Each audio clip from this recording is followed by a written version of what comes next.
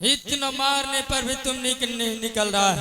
देखो देखो कितना बड़ा लंबा हाथ है। अगर आप इस रात को छोड़कर जल्द से निकलने के प्रयास नहीं कीजिएगा, ये अगर ये दोबारा लंबा उठ गया, हाथ उठ गया, ये जिंदा जमीन के में गाड़ दूंगा। लंबा हाथ काटे तो बोरे बहन छिन तोरा लागे कि ना तब किसको? अरे बाप वकरा कहे रे वकरा। हाँ तो उसको कह रहा उसका दोनों हाथ काट दो। तोरा कोरी फूटी जे तोरे बहन छिन किसको बोला? एकरा हाँ उसको अवश्य कोरी फूटेगा। तोरा नंगरी वाला पिल्लू फरी जैतो तोरा ना मुझे बताता है एकरा। हाँ उसको कोरी अवश्य नंगरी वाला बड़का बड़का पिल्लू फरेगा। तोरा दांत तोरी तोरे बहन छिन। मेरा दांत तोड़ेगा किसका दांत? एकरे दांत उसका 32 दांत अब तोड़ कर अंदर कर दे। अरे तोरा दादी इधर आओ। गाली किसको दिया तुम? बेहुदा कहीं। चलो इस रात से निकलने की प्रयास करो। बोलिए कमलराज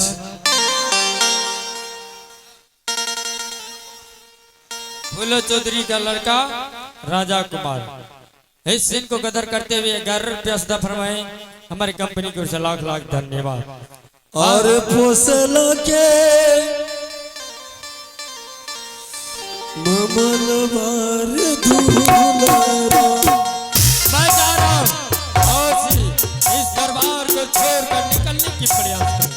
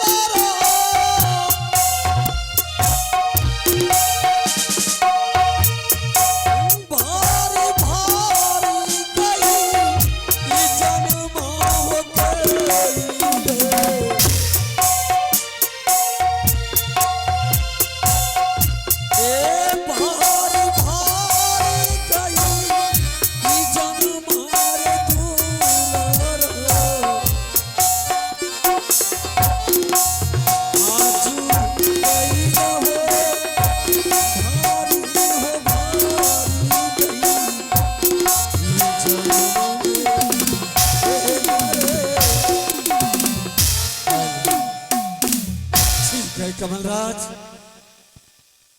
मुझे तो तुम पिताश्री के हत्या अंजाम में 14 वर्ष का वनवास दे रहे हो, जो कि हत्या मैंने किया ही नहीं।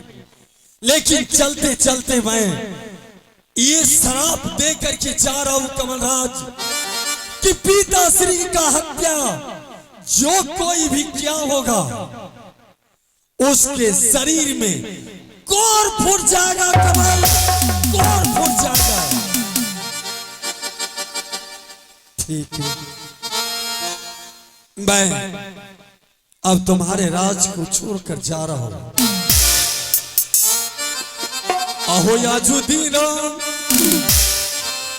चलिए भाई।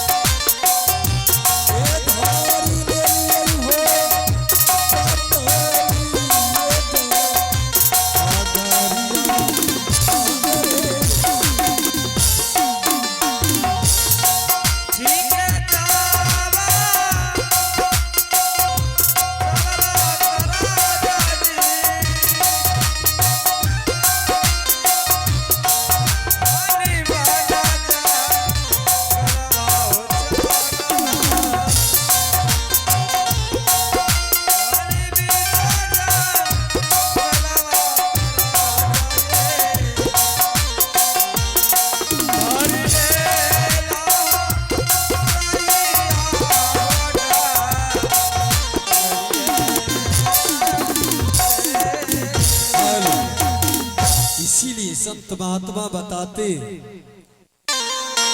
धन दौलत से एक दिन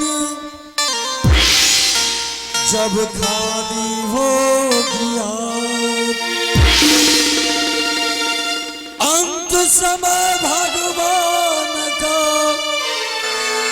भजन चलेंगे साथ। आज मैं वनवास जा रहा हूं, ना तो मुझे संपत्ति कोई काम दिया, नहीं तो मेरा भाई काम दिया, नहीं तो मेरी पत्नी। आज अकेला मैं वनवास जा रहा हूं, वनवासी जीवन व्यतीत करने के लिए। इसीलिए संत सम्राट कबीर साहब की वाणी है, भमरवा के तोरा